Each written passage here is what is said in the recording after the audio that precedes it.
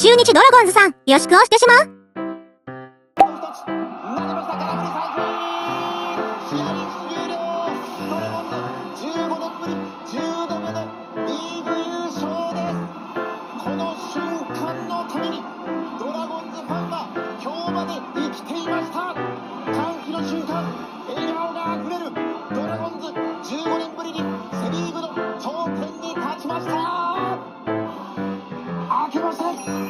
今年10月に正夢になるぞ。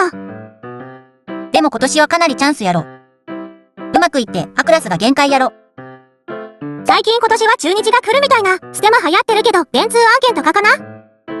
阪神は球団の性質上連覇は無理。B 巨人は弱体化で B クラスの戦力広島ヤクルトは論外。どう考えても中日が優勝する未来しか見えん。今日このために生きてましたって言うけど15年の間に死んだドラ等もいっぱいいそう。このおばあちゃん、まだ生きとるんかな。